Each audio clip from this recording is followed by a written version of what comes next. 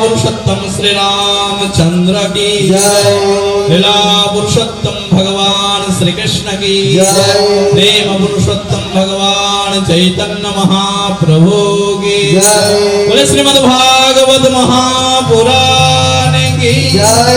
श्रीमद् भागवत महापुराण की जय। हरे कृष्ण महामंत्र की जय। भुवन मंगल हरिनाम संकीर्तन की जय। जय जय श्री राधे निताई गौर प्रेमानंदे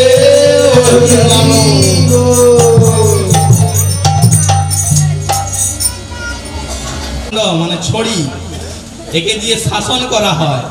স্কুলে যেমন স্যাররা শিক্ষকগণ ছাত্রকে শাসন করে, এখন শাসন নেই, আলাদা ব্যাপার। তো শাসন আগেকার দিনে হতো, আপনারা জানেন কেমন শাসন হতো। তো এই শাস্ত্র হচ্ছে শাসন দণ্ড। এখানে অনেক শব্দ, কঠোর শব্দ ব্যবহার করা হয় যাতে আপনাদের হৃদয় স্পর্শ করতে পারে, মনে আপনাদের কষ্টও হতে পারে। তার জন্য কেউ আমাকে অন্যভাবে কেউ নেবেন না। হরে কৃষ্ণ। তো গুরুদেব এরকম হবে যিনি সর্ববেদ বেদান্ত উপনিষদ জ্ঞান থাকবে, তার সহিত উপলব্ধি, তার সহিত আচরণ।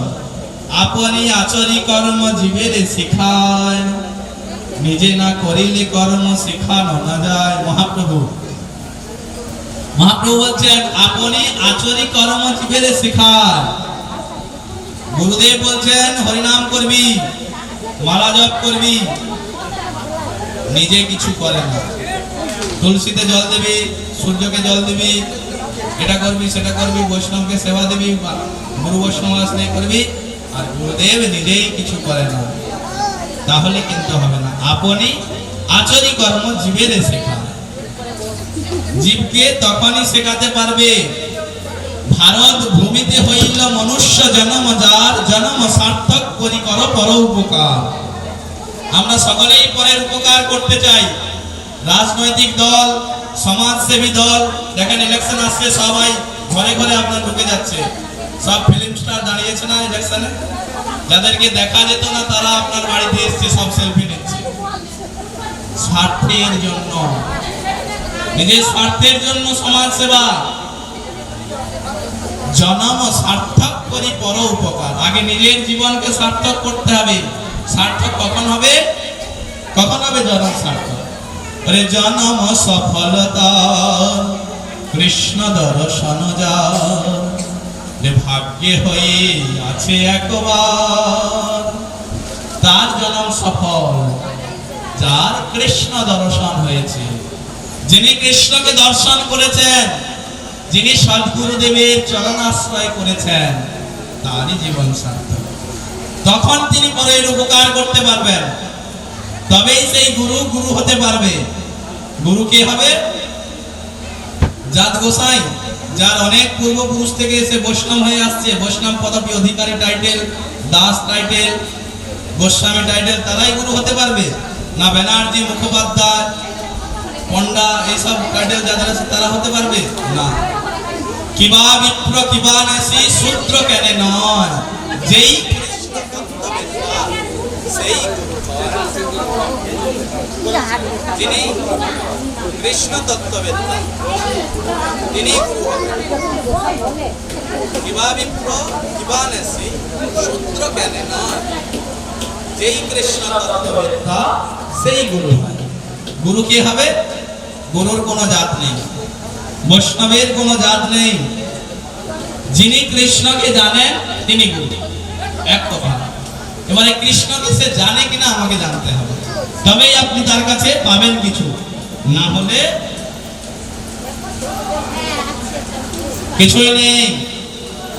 মরীচিকার পেছনে ছুটতে ছুটতে ছুটতে ছুটতে দেখবেন হরিণ শান্ত একবারে, ওই জল জল জল, আগে জল আছে, জল আর পায় না। সেই জন্য সদ্গুরু আশ্রয় গ্রহণ করতে হবে। আশ্রয় লইয়া ভজে তারে কৃষ্ণ নাহি তজে, আর সবে মরে অকারণ, আর সব অকারণে মরে যায়, কোনো লাভ হয় না। আশ্রয় লইয়া ভজে, আশ্রয় নিয়ে ভজন করতে হবে। আশ্রয় বিগ্রহ গুরুদেব, সদ্গুরু, বারবার একটাই শব্দ, সদ্গুরু হতে হবে। অন্ধ অন্ধকে পথ দেখাতে পারে না, পারবে? অন্ধ অন্ধকে পথ দেখাতে পারবে কি? দেখবেন বাইরে যাবেন, ট্রেনের মধ্যেও 10-12 জন অন্ধ একসঙ্গে হাঁটে, দেখেছেন কি?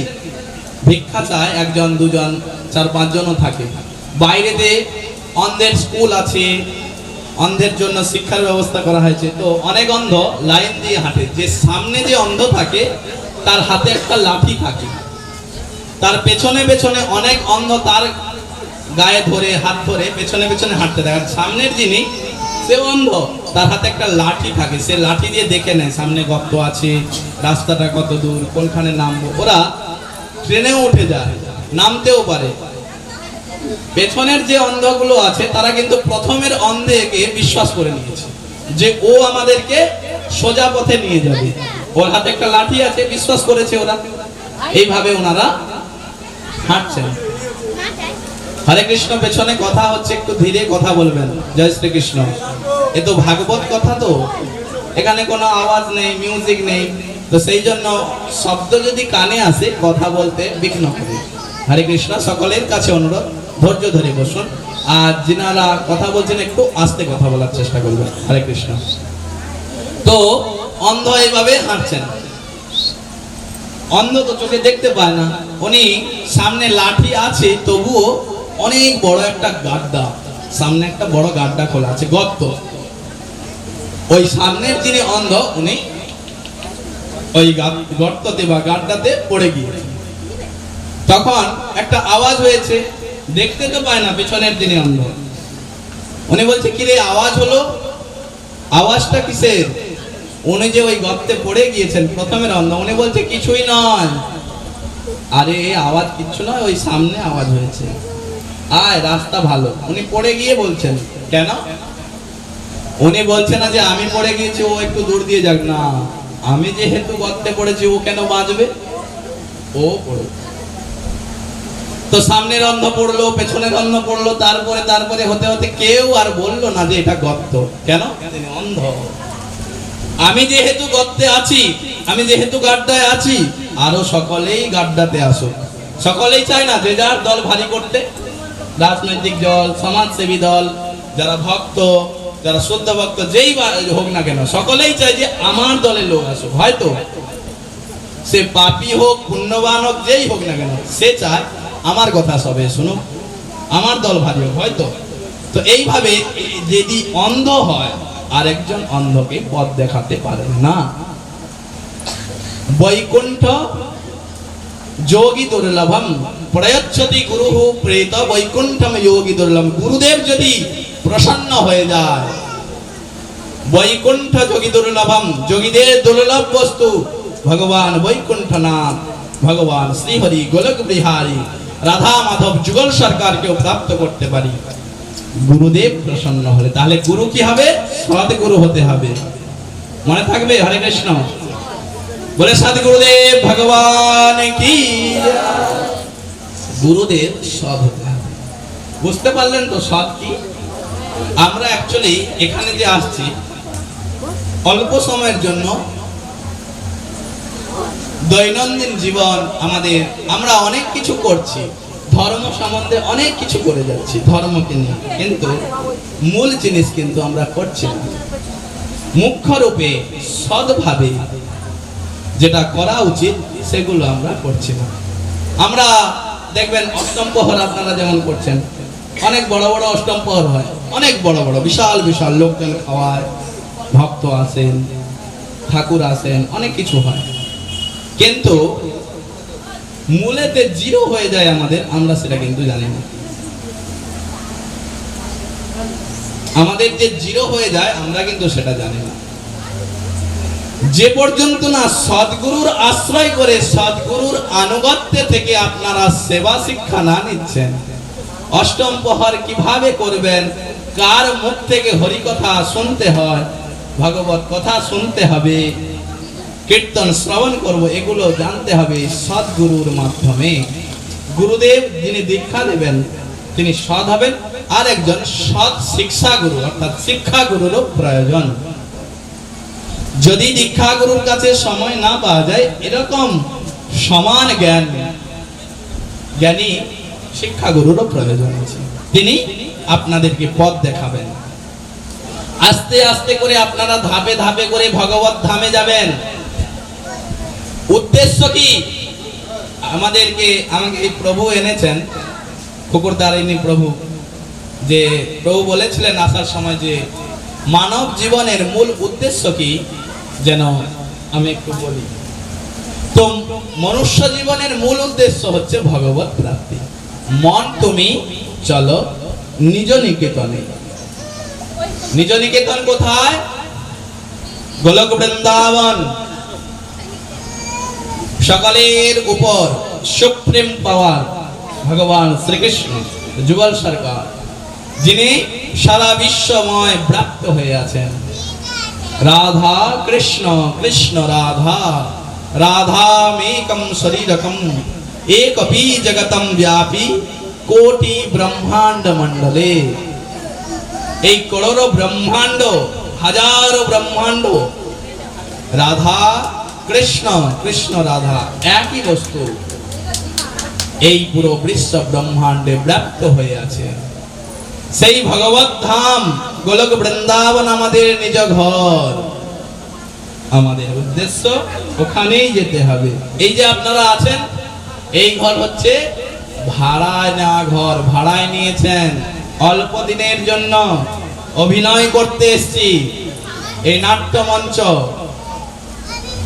আপনারা কেউ দীঘায় ঘুরতে যান একদিন কিংবা দুদিন, কেউ পুরী ধাম ঘুরতে যান, সেখানে কি হয় যে আমরা একটা রুম ভাড়া নেই একদিন কি দুদিনের জন্য পয়সা দিয়ে। আমরা সেখানে ওই যে একদিন ওই রুমটা আমাদের, এইভাবে ভেবে নেই তো, ওই রুমের সমস্ত কিছু যা কিছু করতে পারি আমরা, এইভাবেই আমরা টাকা দিয়েছি, ভাড়ায় আছে। যখনই দুদিন হয়ে যাবে আমাদেরকে ওই ঘর ছেড়ে দিতে হবে, ছেড়ে আমাদের আবার নিজের ঘর আসতে হবে। এই যে আমরা ঘর বানিয়েছি, এটাও ভাড়ায় ঘর, ভাড়ায় নিয়েছি। দেখবেন আপনারা ট্রেনে যাতায়াত করেন, কেউ এখান থেকে দিল্লি যাচ্ছেন, কলকাতায় বা হাওড়াতে ট্রেনে বসেছেন, রিজার্ভেশন টিকিট কেটেছেন, কারণ এসি স্লিপার আদি আদি যে যার যেমন পয়সা সেইভাবে তিনি আগে থেকে টিকিট বুকিং করে বসেছেন। এবারে যাচ্ছেন, যেতে যেতে যেতে যেতে রাস্তায় অনেক স্টেশন আছে, ট্রেন দাঁড়ায়, অনেক মানুষ উঠছে নামছে। এবার আপনার যে পাশের সিট, তার সঙ্গে আপনার পরিচয় হয়ে গিয়েছে, কথাবার্তা যে এই যে তোমার বাড়ি কোথায়, না আমার বাড়ি কোলাঘাট, আপনার পাশের গ্রাম, এই গ্রামের নাম তো জানি না, হরে কৃষ্ণ, হয়তো আপনার পাশে মালিদা, এই গ্রাম মালিদা। আপনি বললেন আমার বাড়ি মালিদা, সে বলছে আমার মালিদার একেবারে লাস্টের সীমানায় বাড়ি। তো এইভাবে আপনার মধ্যে পরিচয় হয়ে গেল। এই পরিচয় হওয়াতে তার সঙ্গে আপনার বন্ধুত্ব হয়ে গেল। আপনারাও বাড়ি থেকে অনেক কিছু খাবার তৈরি করে নিয়ে গিয়েছেন, উনিও নিয়ে গিয়েছেন। এইভাবে পরিচয় হওয়াতে খুব ভালো বন্ধুত্ব হয়ে গেল। কিন্তু আপনার যে স্টেশন আর ওনার স্টেশন আলাদা, আপনার স্টেশন আলাদা, ওনার স্টেশন আলাদা। যখন ওনার স্টেশন এসে গিয়েছে, উনি চলে গিয়েছেন, নেমে পড়েছেন কোথা থেকে, ট্রেন থেকে। আর আপনি তখন বলছেন আরে বাবা তুমি যেও না, আমার সঙ্গে এত সুন্দর পরিচয় হয়ে গিয়েছে, আমরা বন্ধু, তো আমি যেখানে যাচ্ছি সেখানে তুমি চলো। সে থাকবে কি? থাকবে না। আবার উনি যদি থেকে যায়, ওনার টিকিট যত দূর পর্যন্ত, তারপর যদি পেরিয়ে যায় টিটি আসবে, টিটি এসে টিকিট চেক করবে। যখন দেখবে এই স্টেশনের পরের স্টেশন পর্যন্ত চলে এসেছে, তখন টিটি কি করবে, আপনার কাছ থেকে ফাইন নেবে, ঘাড় ধরে ট্রেন থেকে নামিয়ে দেবে, দেবে তো। আমরা যদি ওই ট্রেনের সিটটাকে আর যাদের সঙ্গে পরিচয় নিজের ভেবে নেই যে আমি আর এখান থেকে নামবো না, তাহলে টিটি কি করবে? আমাদেরকে ঘাড় ধাক্কা দিয়ে বের করবে, জোর করে বের করে দেবে। তো আমাদেরও এই যে যাত্রা, এই রেলের যাত্রীর সমান আমরা চলছি। অনেক যাত্রী আসছে, দেখবেন আজকে অন্নপ্রাশন এই বাচ্চার, এই আস্তে আস্তে বড় হবে, আবার একদিন এই জগতের লীলা সাঙ্গ করে চলে যাবে। আপনারা একদিন বাচ্চা ছিলেন, আমরাও বাচ্চা ছিলাম, আস্তে আস্তে বয়স হয়ে যাচ্ছে, আস্তে আস্তে এই সংসার ছেড়ে চলে যেতে হবে। আমরা রেলের যাত্রী। আমরা যদি মোহিত হয়ে, আসক্ত হয়ে, স্ত্রী পুত্র পরিজন নাতি নাতনি এদের প্রতি একেবারে আসক্ত চিত্ত হয়ে পড়ে থাকি যে না আমি এই ট্রেন ছেড়ে বেরাবো না, তাহলে কি হবে? টিটি আসবে কালো কোট পরে। কে আসে? যমদূত। হাতে বড় বড় মুসল থাকে, কালো কালো দেখতে। টিটি কালো কোট পরে থাকে তো, সেরকম যমদূতরা দেখতে বিকট, কালো কালো চেহারা, বড় বড় সিং থাকে, অসুরের সমান দেখতে, ভয়ানক হয়। আপনি যখন যেতে চাইবেন না এই সংসার থেকে, ছেলে পুত্র পরিজন স্ত্রী আদির মায়াতে বদ্ধ হয়ে থাকবেন, ঠিক সেই সময় যমদূতরা আপনাকে টানতে টানতে করে নিয়ে যাবে জমালয়তে। সেই জন্য আমরা এই রেলের যাত্রী, আমাদেরকে আসক্ত পরিত্যাগ করতে হবে এই ঘর, এই সংসার। মন তুমি চলো নিজ নিকেতনে। আমাদের উদ্দেশ্য কি? উদ্দেশ্য ধর্ম পালন করা। প্রত্যেক জীবের মূল উদ্দেশ্য ধর্ম করা। এই ধর্মের মাধ্যমে ভগবত প্রাপ্ত করতে হবে। ধর্ম কি? ধর্ম বেদ প্রণীত ধর্ম, ইয়ধর্মস্তদ বিপর্যয়। বেদ যাহা স্বীকার করেছেন, বেদে যাহা নিরূপণ করেছেন তাহাই ধর্ম। বেদের বিরুদ্ধে যারা যাচ্ছেন তারা বিধর্মী, তারা অধার্মিক। বেদ যাহা স্বীকার করেন তাহাই ধর্ম।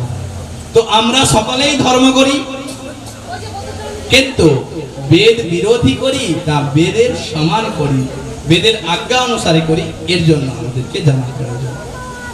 বেদকে নিয়ে আমাদের চলতে হবে।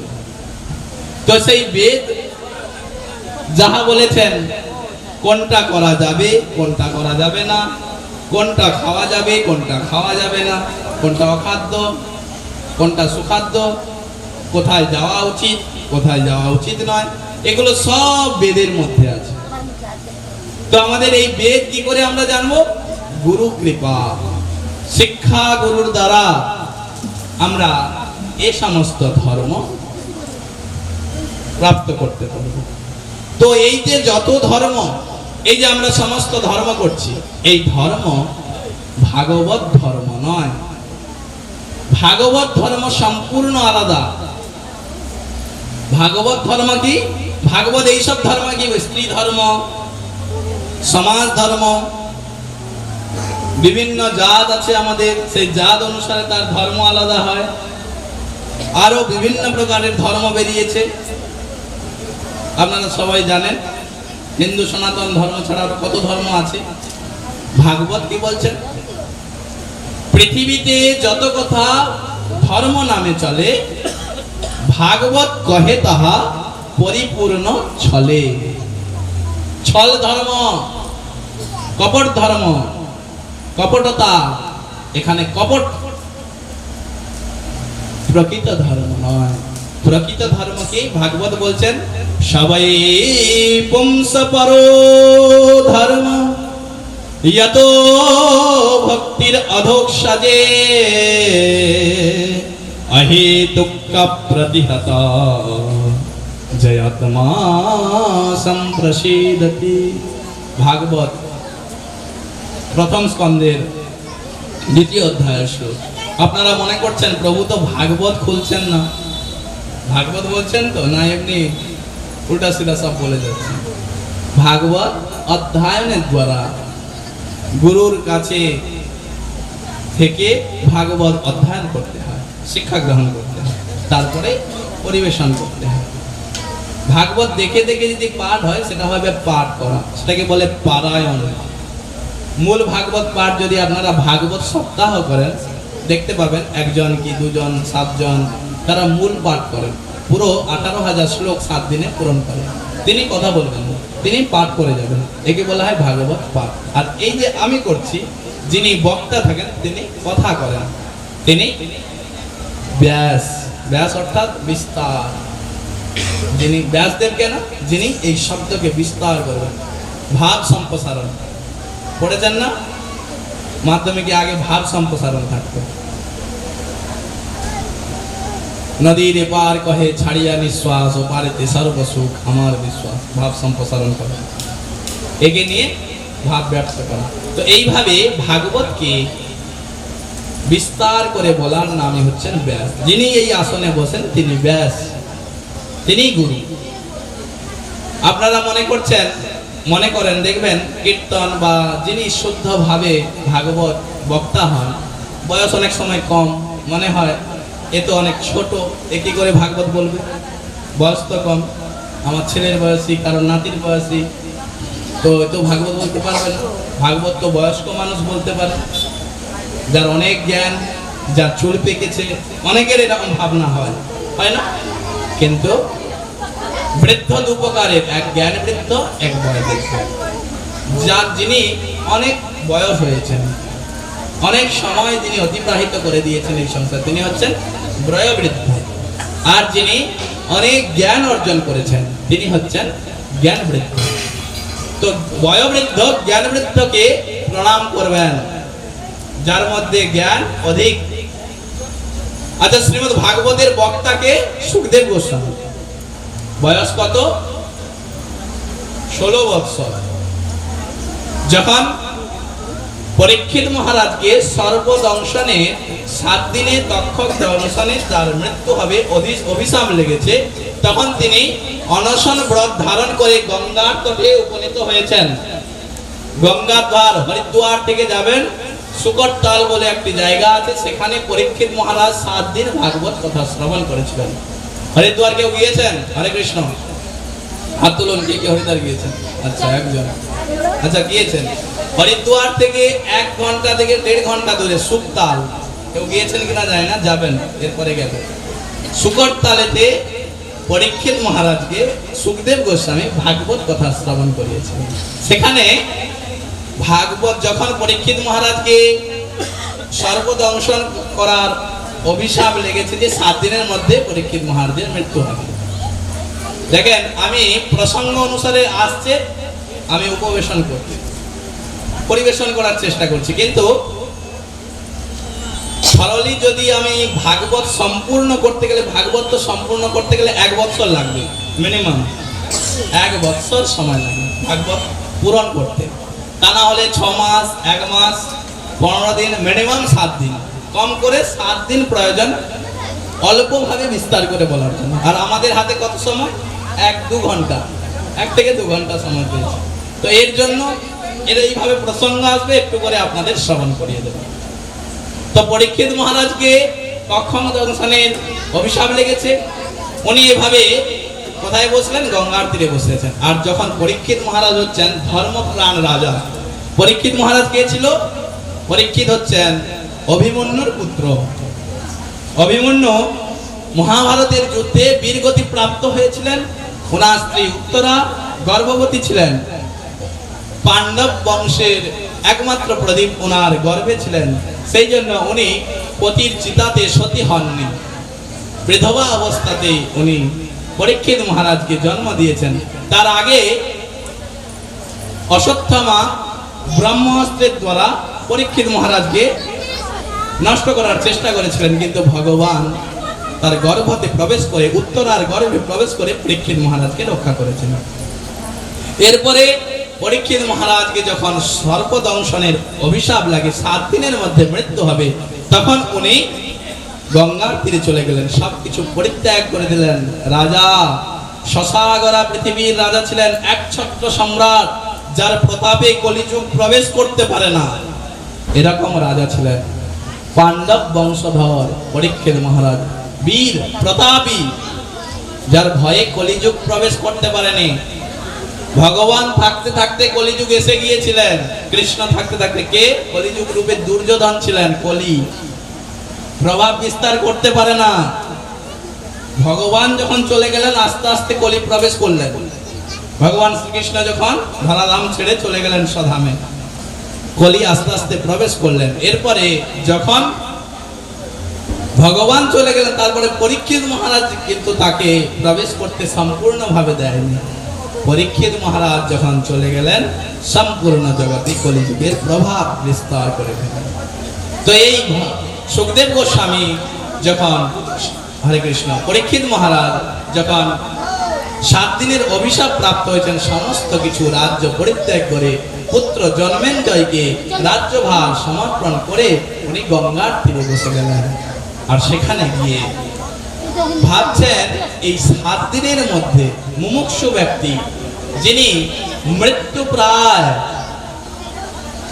এখনই মৃত্যু হয়ে যাবে, এরকম যিনি ব্যক্তি, যেসব ব্যক্তি, তাদের কি করা উচিত, কি করলে এই মৃত্যুকে জয় করতে পারবো আর আনন্দের সহিত ভগবত ধাম প্রাপ্ত করতে পারবো, মুক্ত হতে পারবো এই সংসার থেকে, কি বিধান, তার জন্য উনি উপবেশন করছেন। আর সেই সময় পুরো পৃথিবীর যত সাধু সন্ত ঋষি ব্রাহ্মণ বৈষ্ণব গুরু সবাই ওখানে উপনীত হয়েছে।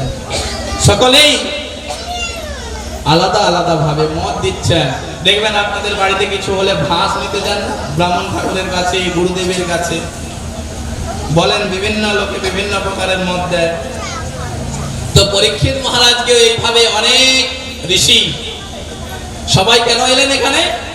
ধর্মপ্রাণ রাজা সংসার ছেড়ে চলে যাবে, সকলেই দুঃখী। রাজা যদি ধর্মপ্রাণ না হয় প্রজার কল্যাণ হবে না। আপনারা বুঝতেই পারছেন রাজ্যের পরিস্থিতি। রাজা যদি সুশাসক না হয়, ধর্মপ্রাণ না হয়, প্রজার কল্যাণ হবে না। অনাবৃষ্টি, অধিক বৃষ্টি, টাইমে বৃষ্টি নেই, ফসল হয় না ঠিক মতো, সবই কিছু রাজার দোষ। রাজা ধর্মপ্রাণ নয়। তো পরীক্ষিত মহারাজ এই ধরাধাম ছেড়ে চলে যাবেন, সেই জন্য সমস্ত ঋষিকুল এসে উপনীত হয়েছেন আর পরীক্ষিত মহারাজকে বিভিন্ন প্রকারের উপদেশ করছেন যে এটা করলে হয়তো আপনি ভগবত ধাম যেতে পারবেন বা সংসার থেকে মুক্ত হয়ে যেতে পারবেন। কেউ বলছেন সত্যনারায়ণ কথা করো, সত্যনারায়ণ পুজো করো, কেউ বলছেন মা কালীর পুজো করো, কেউ বলছে অষ্টম প্রহর করো। এইভাবে বিভিন্ন ঋষিগণ আলাদা আলাদা করে মত দিচ্ছেন, কিন্তু কোন মত পরীক্ষিত মহারাজের মনঃভূত হচ্ছে না। কোনটাই উনি ওনার হৃদয়কে সন্তুষ্ট করতে পারছে না যে এর দ্বারাই আমি ভগবত ধাম যাবো বা এই সংসার থেকে মুক্ত হতে পারবো। তখন ওই সময় সভাতে সুখদেব গোস্বামী এলেন। সুখদেব গোস্বামী বলে, সুখদেব গোস্বামী জি মহারাজ কি, পরীক্ষিত মহারাজ কি, শ্রীমদ্ ভাগবত মহাপুরাণ কি, জয় জয় শ্রী রাধে। এইভাবে সুখদেব গোস্বামী ওখানে ওই ঘর ছেড়ে দিতে হবে, ছেড়ে আমাদের আবার নিজের ঘর আসতে হবে। এই যে আমরা ঘর বানিয়েছি এটাও ভাড়ায় ঘর, ভাড়ায় নিয়েছি। দেখবেন আপনারা ট্রেনে যাতায়াত করেন, কেউ এখান থেকে দিল্লি যাচ্ছেন, কলকাতায় বা হাওড়াতে ট্রেনে বসেছেন, রিজার্ভেশন টিকিট কেটেছেন, কারণ এসি স্লিপার আদি আদি যে যার যেমন পয়সা সেইভাবে তিনি আগে থেকে টিকিট বুকিং করে বসেছেন। এবারে যাচ্ছেন, যেতে যেতে যেতে যেতে রাস্তায় অনেক স্টেশন আছে, ট্রেন দাঁড়ায়, অনেক মানুষ উঠছে নামছে। এবার আপনার যে পাশের সিট তার সঙ্গে আপনার পরিচয় হয়ে গিয়েছে, কথাবার্তা যে এই যে তোমার বাড়ি কোথায়, না আমার বাড়ি কোলাঘাট, আপনার পাশের গ্রাম, এই গ্রামের নাম তো জানি না, হরে কৃষ্ণ, হয়তো আপনার পাশে মালিদা, এই গ্রাম মালিদা। আপনি বললেন আমার বাড়ি মালিদা, সে বলছে আমার মালিদার একেবারে লাস্টের সীমানায় বাড়ি। তো এইভাবে আপনার মধ্যে পরিচয় হয়ে গেল। এই পরিচয় হওয়াতে তার সঙ্গে আপনার বন্ধুত্ব হয়ে গেল। আপনারাও বাড়ি থেকে অনেক কিছু খাবার তৈরি করে নিয়ে গিয়েছেন, উনিও নিয়ে গিয়েছেন। এইভাবে পরিচয় হওয়াতে খুব ভালো বন্ধুত্ব হয়ে গেল। কিন্তু আপনার যে স্টেশন আর ওনার স্টেশন আলাদা, আপনার স্টেশন আলাদা, ওনার স্টেশন আলাদা। যখন ওনার স্টেশন এসে গিয়েছে, উনি চলে গিয়েছেন, নেমে পড়েছেন কোথা থেকে? ট্রেন থেকে। আর আপনি তখন বলছেন, আরে বাবা তুমি যেও না, আমার সঙ্গে এত সুন্দর পরিচয় হয়ে গিয়েছে, আমরা বন্ধু, তো আমি যেখানে যাচ্ছি সেখানে তুমি চলো। সে থাকবে কি? থাকবে না। আবার উনি যদি থেকে যায়, ওনার টিকিট যত দূর পর্যন্ত, তারপর যদি পেরিয়ে যায়, টিটি আসবে, টিটি এসে টিকিট চেক করবে। যখন দেখবে এই স্টেশনের পরের স্টেশন পর্যন্ত চলে এসেছে, তখন টিটি কি করবে? আপনার কাছ থেকে ফাইন নেবে, ঘাড় ধরে ট্রেন থেকে নামিয়ে দেবে। দেবে তো? আমরা যদি ওই ট্রেনের সিটটাকে আর যাদের সঙ্গে পরিচয় নিজের ভেবে নেই যে আমি আর এখান থেকে নামবো না, তাহলে টিটি কি করবে? আমাদেরকে ঘাড় ধাক্কা দিয়ে বের করবে, জোর করে বের করে দেবে। তো আমাদেরও এই যে যাত্রা, এই রেলের যাত্রীর সমান আমরা চলছি। অনেক যাত্রী আসছে, দেখবেন আজকে অন্নপ্রাশন এই বাচ্চার, এই আস্তে আস্তে বড় হবে, আবার একদিন এই জগতের লীলা সাঙ্গ করে চলে যাবে। আপনারা একদিন বাচ্চা ছিলেন, আমরাও বাচ্চা ছিলাম, আস্তে আস্তে বয়স হয়ে যাচ্ছে, আস্তে আস্তে এই সংসার ছেড়ে চলে যেতে হবে। আমরা রেলের যাত্রী। আমরা যদি মোহিত হয়ে, আসক্ত হয়ে, স্ত্রী পুত্র পরিজন নাতি নাতনি এদের প্রতি একেবারে আসক্ত চিত্ত হয়ে পড়ে থাকি যে না আমি এই ট্রেন ছেড়ে বেরাবো না, তাহলে কি হবে? টিটি আসবে কালো কোট পরে। কে আসে? যমদূত। হাতে বড় বড় মুসল থাকে, কালো কালো দেখতে, টিটি কালো কোট পরে থাকে। তো সেরকম যমদূতরা দেখতে বিকট, কালো কালো চেহারা, বড় বড় সিং থাকে, অসুরের সমান দেখতে, ভয়ানক হয়। আপনি যখন যেতে চাইবেন না এই সংসার থেকে, ছেলে পুত্র পরিজন স্ত্রী আদির মায়াতে বদ্ধ হয়ে থাকবেন, ঠিক সেই সময় যমদূতরা আপনাকে টানতে টানতে করে নিয়ে যাবে জমালয়তে। সেই জন্য আমরা এই রেলের যাত্রী, আমাদেরকে আসক্ত পরিত্যাগ করতে হবে এই ঘর, এই সংসার। মন তুমি চলো নিজ নিকেতনে। আমাদের উদ্দেশ্য কি? উদ্দেশ্য ধর্ম পালন করা। প্রত্যেক জীবের মূল উদ্দেশ্য ধর্ম করা। এই ধর্মের মাধ্যমে ভগবত প্রাপ্ত করতে হবে। ধর্ম কি? ধর্ম বেদ প্রণীত ধর্ম, ইয়ধর্মস্তদ বিপর্যয়। বেদ যাহা স্বীকার করেছেন, বেদে যাহা নিরূপণ করেছেন, তাহাই ধর্ম। বেদের বিরুদ্ধে যারা যাচ্ছেন তারা বিধর্মী, তারা অধার্মিক। বেদ যাহা স্বীকার করেন তাহাই ধর্ম।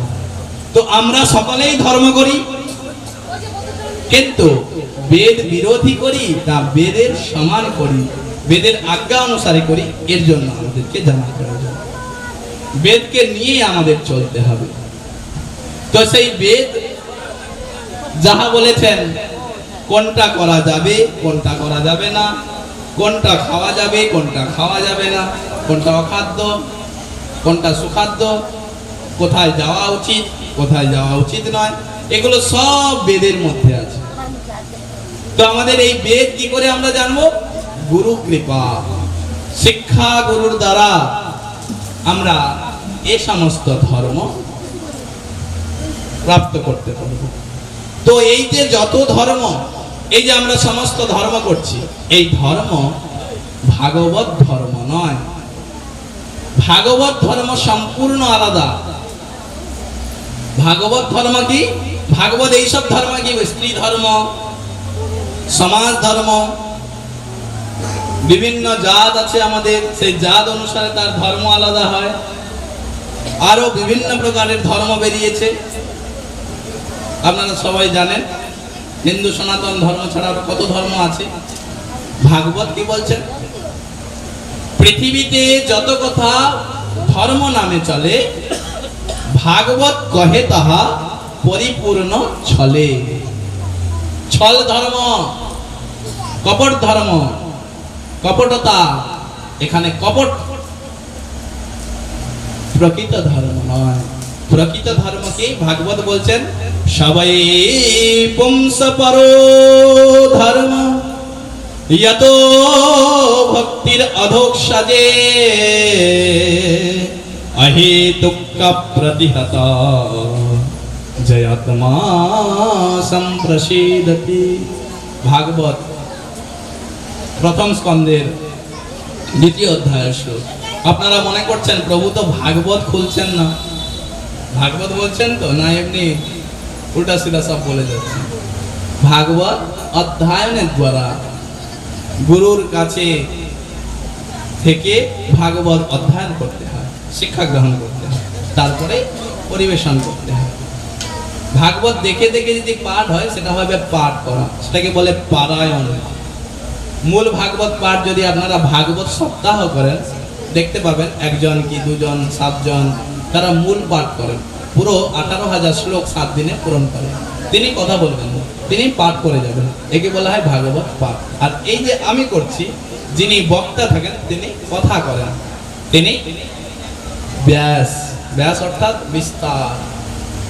যিনি ব্যাসদেব কেন, যিনি এই শব্দকে বিস্তার করবেন, ভাব সম্প্রসারণ। পড়েছেন না মাধ্যমিকে আগে ভাব সম্প্রসারণ থাকতো। নদীর এপার কহে ছাড়িয়া নিঃশ্বাস, ও পারেতে সর্বসুখ আমার বিশ্বাস। ভাব সম্প্রসারণ করা, একে নিয়ে ভাব ব্যক্ত করা। তো এইভাবে ভাগবতকে বিস্তার করে বলার নামই হচ্ছেন ব্যাস। যিনি এই আসনে বসেন তিনি ব্যাস, তিনি গুরু। আপনারা মনে করেন দেখবেন কীর্তন বা যিনি শুদ্ধভাবে ভাগবত বক্তা হন, বয়স অনেক সময় কম মনে হয়, এ তো অনেক ছোট, এ কি করে ভাগবত বলবে, বয়স তো কম, আমার ছেলের বয়সী কারণ নাতির বয়সী, তো তো ভাগবত বলতে পারবে না। ভাগবত তো বয়স্ক মানুষ বলতে পারে, যার অনেক জ্ঞান, যার চুল পেকেছে, অনেকের এরকম ভাবনা হয় না। কিন্তু বৃদ্ধ উপকারের, এক জ্ঞান বৃদ্ধ, এক বয়োবৃদ্ধ। যার যিনি অনেক বয়স হয়েছেন, অনেক সময় যিনি অতিবাহিত করে দিয়েছেন এই সংসার, তিনি হচ্ছেন বয়োবৃদ্ধ। আর যিনি অনেক জ্ঞান অর্জন করেছেন তিনি হচ্ছেন জ্ঞান বৃদ্ধ। তো বয়োবৃদ্ধ জ্ঞান বৃদ্ধকে প্রণাম করবেন, যার মধ্যে জ্ঞান অধিক। আচ্ছা, শ্রীমদ্ ভাগবতের বক্তাকে সুখদেব গোস্বামী, বয়স কত? 16 বৎসর। যখন পরীক্ষিত মহারাজকে সর্বদংশনে 7 দিনে তক্ষক দংশনে তার মৃত্যু হবে, অভিশাপ লেগেছে, তখন তিনি অনশন ব্রত ধারণ করে গঙ্গার তটে উপনীত হয়েছেন। গঙ্গার দ্বার হরিদ্বার থেকে যাবেন, শুকরতাল বলে একটি জায়গা আছে, সেখানে পরীক্ষিত মহারাজ 7 দিন ভাগবত কথা শ্রবণ করেছিলেন। হরিদ্বার কেউ গিয়েছেন? হরে কৃষ্ণ, হাত তুলুন, কে কে হরিদ্বার গিয়েছেন? আচ্ছা, একজন। আচ্ছা, গিয়েছেন। হরিদ্বার থেকে 1 ঘন্টা থেকে 1.5 ঘন্টা দূরে শুকতাল, কেউ গিয়েছেন কিনা জানি না, যাবেন এরপরে গেলে। শুকরতালেতে পরীক্ষিত মহারাজকে সুখদেব গোস্বামী ভাগবত কথা শ্রবণ করিয়েছিলেন। সেখানে ভাগবত যখন পরীক্ষিত মহারাজকে সর্বদংশন করার অভিশাপ লেগেছে যে 7 দিনের মধ্যে পরীক্ষিত মহারাজের মৃত্যু হবে। দেখেন, আমি প্রসঙ্গ অনুসারে আসছে, আমি পরিবেশন করার চেষ্টা করছি, কিন্তু সরলি যদি আমি ভাগবত সম্পূর্ণ করতে গেলে, ভাগবত তো সম্পূর্ণ করতে গেলে 1 বছর লাগবে, মিনিমাম 1 বছর সময় লাগবে ভাগবত পূরণ করতে। তা না হলে 6 মাস, 1 মাস, 15 দিন, মিনিমাম 7 দিন, কম করে 7 দিন প্রয়োজন অল্পভাবে বিস্তার করে বলার জন্য। আর আমাদের হাতে কত সময়? 1-2 ঘন্টা, 1 থেকে 2 ঘন্টা সময় পেয়েছি। তো এর জন্য এইভাবে প্রসঙ্গ আসবে, একটু করে আপনাদের শ্রবণ করিয়ে দেব। তো পরীক্ষিত মহারাজকে তক্ষক দংশনের অভিশাপ লেগেছে, উনি এভাবে কোথায় বসলেন? গঙ্গার তীরে বসেছেন। আর যখন পরীক্ষিত মহারাজ হচ্ছেন ধর্মপ্রাণ রাজা, পরীক্ষিত মহারাজ কে ছিল? পরীক্ষিত হচ্ছেন অভিমন্যুর পুত্র। অভিমন্যু মহাভারতের যুদ্ধে বীরগতি প্রাপ্ত হয়েছিলেন। ওনার স্ত্রী উত্তরা গর্ভবতী ছিলেন। পাণ্ডব বংশের একমাত্র প্রদীপ ওনার গর্ভে ছিলেন, সেই জন্য উনি পতির চিতাতে সতী হননি। বিধবা অবস্থাতে উনি পরীক্ষিত মহারাজকে জন্ম দিয়েছেন। তার আগে অশ্বত্থামা ব্রহ্মাস্ত্রের দ্বারা পরীক্ষিত মহারাজকে নষ্ট করার চেষ্টা করেছিলেন, কিন্তু ভগবান তার গর্ভতে প্রবেশ করে, উত্তরার গর্ভে প্রবেশ করে পরীক্ষিত মহারাজকে রক্ষা করেছেন। এরপরে পরীক্ষিত মহারাজকে যখন সর্পদংশনের অভিশাপ লাগে, 7 দিনের মধ্যে মৃত্যু হবে, তখন উনি গঙ্গার তীরে চলে গেলেন, সবকিছু পরিত্যাগ করে দিলেন। রাজা, শশাগরা পৃথিবীর রাজা ছিলেন, একছত্র সম্রাট, যার প্রতাপে কলিযুগ প্রবেশ করতে পারে না, এরকম রাজা ছিলেন। পাণ্ডব বংশধর পরীক্ষিত মহারাজ, বীর প্রতাপী, যার ভয়ে কলিযুগ প্রবেশ করতে পারেনি। ভগবান থাকতে থাকতে কলিযুগ এসে গিয়েছিলেন, কৃষ্ণ থাকতে থাকতে কে কলিযুগ রূপে দুর্যোধন ছিলেন। কলি প্রভাব বিস্তার করতে পারে না।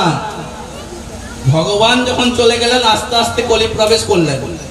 ভগবান শ্রীকৃষ্ণ যখন ধরাধাম ছেড়ে চলে গেলেন স্বধামে, কলি আস্তে আস্তে প্রবেশ করলেন। এরপরে যখন ভগবান চলে গেলেন, তারপরে পরীক্ষিত মহারাজ কিন্তু তাকে প্রবেশ করতে সম্পূর্ণভাবে দেয়নি। পরীক্ষিত মহারাজ যখন চলে গেলেন, সম্পূর্ণ জগতে কলিযুগের প্রভাব বিস্তার করে ফেলেন। তো এই সুখদেব গোস্বামী যখন, হরে কৃষ্ণ, পরীক্ষিত মহারাজ যখন 7 দিনের অভিশাপ প্রাপ্ত হয়েছেন, সমস্ত কিছু রাজ্য পরিত্যাগ করে পুত্র জন্মেঞ্জয়কে রাজ্যভার সমর্পণ করে উনি গঙ্গার তীরে বসে গেলেন। আর সেখানে গিয়ে ভাবছেন, এই 7 দিনের মধ্যে মুমুক্ষু ব্যক্তি, যিনি মৃত্যু প্রায়, এখনই মৃত্যু হয়ে যাবে, এরকম যিনি ব্যক্তি, যেসব ব্যক্তি, তাদের কি করা উচিত, কি করলে এই মৃত্যুকে জয় করতে পারবো আর আনন্দের সহিত ভগবত ধাম প্রাপ্ত করতে পারবো, মুক্ত হতে পারবো এই সংসার থেকে, কি বিধান, তার জন্য উনি উপবেশন করছেন। আর সেই সময় পুরো পৃথিবীর যত সাধু সন্ত ঋষি ব্রাহ্মণ বৈষ্ণব গুরু সবাই ওখানে উপনীত হয়েছে। সকলেই আলাদা আলাদা ভাবে মত দিচ্ছেন। দেখবেন আপনাদের বাড়িতে কিছু হলে ভাস নিতে যান ব্রাহ্মণ ঠাকুরের কাছে, গুরুদেবের কাছে, বলেন বিভিন্ন লোকে বিভিন্ন প্রকারের মত দেয়। তো পরীক্ষিত মহারাজকে এইভাবে অনেক ঋষি সবাই কেন এলেন এখানে? ধর্মপ্রাণ রাজা সংসার ছেড়ে চলে যাবে, সকলেই দুঃখী। রাজা যদি ধর্মপ্রাণ না হয়, প্রজার কল্যাণ হবে না। আপনারা বুঝতেই পারছেন রাজ্যের পরিস্থিতি। রাজা যদি সুশাসক না হয়, ধর্মপ্রাণ না হয়, প্রজার কল্যাণ হবে না। অনাবৃষ্টি, অধিক বৃষ্টি, টাইমে বৃষ্টি নেই, ফসল হয় না ঠিক মতো, সবই কিছু রাজার দোষ। রাজা ধর্মপ্রাণ নয়। তো পরীক্ষিত মহারাজ এই ধরাধাম ছেড়ে চলে যাবেন, সেই জন্য সমস্ত ঋষিকুল এসে উপনীত হয়েছেন। আর পরীক্ষিত মহারাজকে বিভিন্ন প্রকারের উপদেশ করছেন যে এটা করলে হয়তো আপনি ভগবত ধাম যেতে পারবেন বা সংসার থেকে মুক্ত হয়ে যেতে পারবেন। কেউ বলছেন সত্যনারায়ণ কথা করো, সত্যনারায়ণ পুজো করো, কেউ বলছেন মা কালীর পুজো করো, কেউ বলছে অষ্টম প্রহর করো। এইভাবে বিভিন্ন ঋষিগণ আলাদা আলাদা করে মত দিচ্ছেন, কিন্তু কোন মত পরীক্ষিত মহারাজের মনঃভূত হচ্ছে না। কোনটাই উনি ওনার হৃদয়কে সন্তুষ্ট করতে পারছে না যে এর দ্বারাই আমি ভগবত ধাম যাবো বা এই সংসার থেকে মুক্ত হতে পারবো। তখন ওই সময় সভাতে সুখদেব গোস্বামী এলেন। সুখদেব গোস্বামী বলে, সুখদেব গোস্বামী জি মহারাজ কি, পরীক্ষিত মহারাজ কি, শ্রীমদ্ ভাগবত মহাপুরাণ কি, জয় জয় শ্রী রাধে। এইভাবে সুখদেব গোস্বামী ওখানে শব্দের অর্থ কৃপা। আপনারা ভগবানের কৃপা পাবেন যদি প্রসাদকে প্রসাদ রূপে গ্রহণ করবেন, করে আপনারা সকলেই ভগবানকে চিন্তন করতে করতে আপনাদের সময় ব্যতীত করবেন। এইভাবে আপনারা শুদ্ধভাবে ভগবানের সেবা করার চেষ্টা করুন। হরে কৃষ্ণ, জয় শ্রীকৃষ্ণ। একটু মহামন্ত্র হরে কৃষ্ণ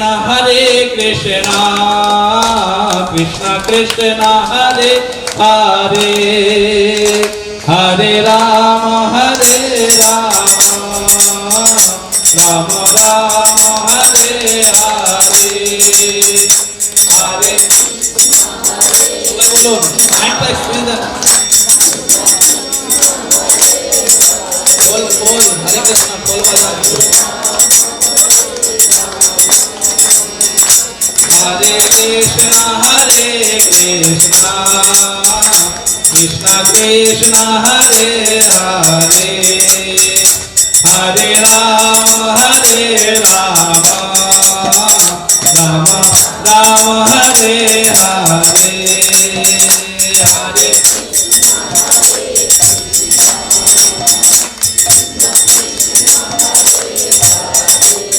এই মাইকগুলো শুয়ে দিয়ে দেন। রাম রাম হরে হরে, হরে কৃষ্ণ। সকালে উঠে পড়ুন, অনেক সময় পায়ের যন্ত্রণা হচ্ছে, একটু উঠে পড়ুন, উঠে একটু হাত তুলে হরে কৃষ্ণ করে দেন। হাত সবাই উঠে পড়ুন।